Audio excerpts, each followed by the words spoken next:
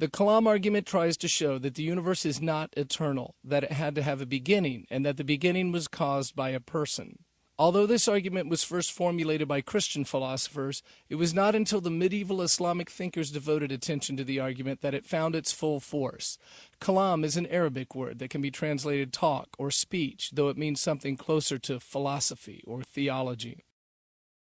The argument hinges on three sets of alternatives. The universe either began or had no beginning, either it was caused or uncaused, and if it was caused, the cause was either personal or impersonal.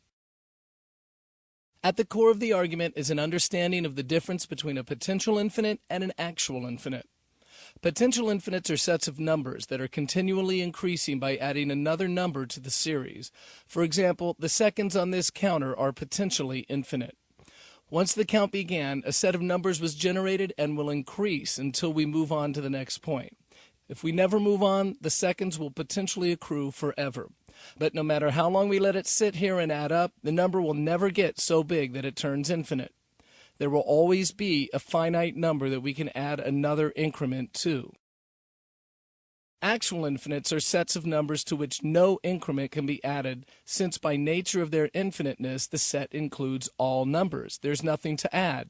If this is hard to imagine, there's good reason. Actual infinites do not exist and cannot exist in the physical world. If actual infinites did exist in the physical world, we would see absurdities and effects we literally could not live with. For example, here we see the Earth rotating around the Sun and the Moon rotating around the Earth. Which is happening more often, the Moon going around the Earth or the Earth going around the Sun? Clearly the Moon makes more rotations around the Earth. Now, if the universe was infinitely old, which would make more rotations, the Moon or the Earth? The answer is that they would be equal. They would both have made an infinite amount of rotations. Even though the Moon has made 12 times the number of rotations of the Earth, they've made the same amount. It's an absurdity that cannot exist in reality. Or let's say you had a CD collection that was infinitely large, and each CD had an infinite number of songs on it. If you listened to one CD, you would hear as much music as if you'd listened to all of the CDs, an infinite amount. And yet those infinities are of different sizes, a nonsensical notion. Let's say there were only two artists in your CD collection, Bach and the Beatles, and that every other CD was by the Beatles. This would mean that you had as many Beatles CDs as you would Beatles and Bach CDs combined. They would both be an infinite number. And would the number of Beatles CDs be odd or even? It must be one or the other, but to speak of infinity in such a way is irrational. If this makes your brain hurt or is confusing at all, then you're beginning to understand why actual infinities do not exist in the real world. The examples are not just interesting brain teasers or puzzles. The fact that if x equals y, then x cannot also be 12 times greater than y is extremely important. You would never want to cross a bridge, ride in a car, or live in a house designed by an engineer who didn't recognize or didn't care about the absurdities of actual infinites. This demonstration of the non-existence of actual infinites is important to us in two real-world areas, time and causality. The best way to show that time is not infinite, that it had a beginning, is to observe that there is a now.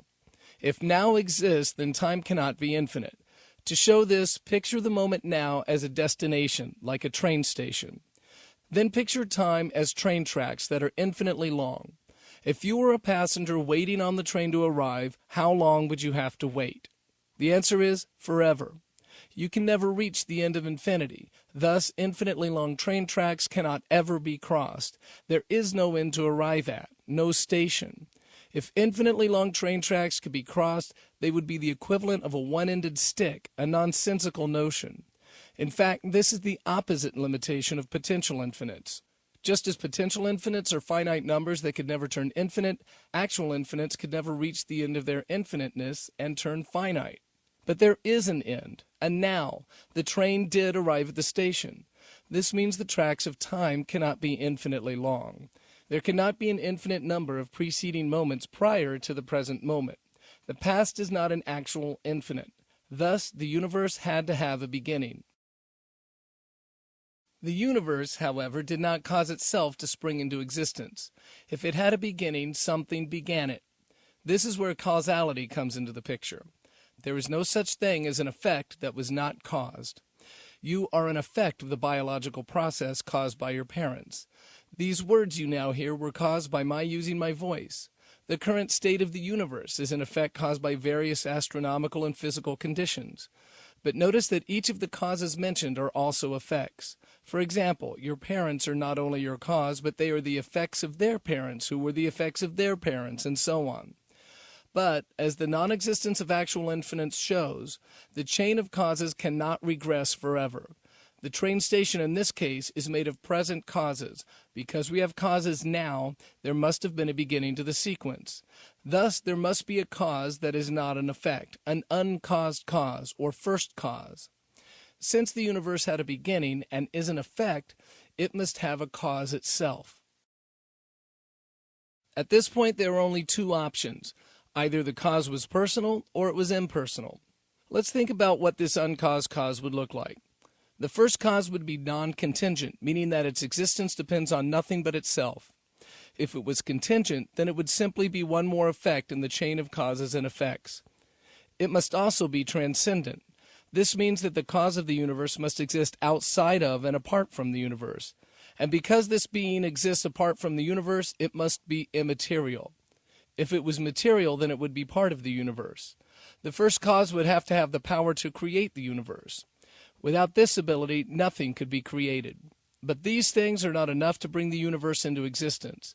There also needs to be a desire to create, a will to make the universe. Without this will to create, nothing would be created because the power to create could not be acted on. Now add all these things together. What kind of thing relies on nothing for its existence, exists apart from the universe, is immaterial, has the power to create something from nothing, and a will to do it or not to do it? Does this sound like a personal or impersonal being? Personal, of course.